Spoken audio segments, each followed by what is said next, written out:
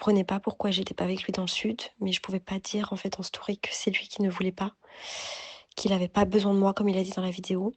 Quand il dit ça, enfin déjà dans la vidéo, je suis obligée de prendre sur moi évidemment, parce que c'est des mots qu'il m'a déjà dit dans les yeux, donc voilà, ça fait super mal, mais je suis obligée que d'accepter la situation parce que je sais que c'est hyper compliqué, il s'est complètement perdu, il a besoin de retrouver son sud, c'est normal.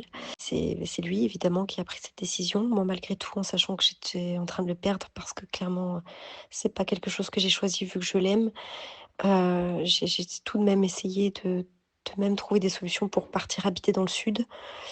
Je lui ai dit: «Écoute, je suis prête à tout quitter. Voilà, je quitte tout, je veux bien venir avec toi dans le sud», mais même ça ne l'a pas convaincu. En fait, il a besoin de se retrouver, de travailler, et de voir par la suite, ce qu'il en être avec moi parce qu'il a plus vraiment de sentiments. Enfin, il ressent plus rien, il a le cœur qui est complètement vidé.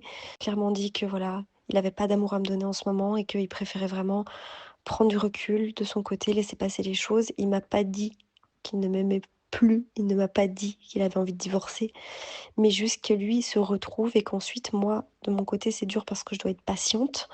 Je dois, accepter malgré que ça fait des jours que je pleure, c'est parce que c'est vraiment, gros chagrin d'amour. Le truc qui est vraiment dur, c'est que le fait qu'il va déménager vendredi, c'est quelque chose qui me fracasse parce que je vais me retrouver toute seule sans lui, dans cette maison qui est remplie de souvenirs, qui est remplie enfin, tous nos débuts se sont faits ici, donc voir cette pièce où il mettait toutes ses affaires, qu'il y aura plus rien, enfin, ça va me fracasser vraiment. Ce n'est pas une rupture radicale, ce n'est pas, on a considéré ça vraiment comme une séparation parce qu'il n'y a pas de divorce. Moi, je veux pas divorcer, je refuse.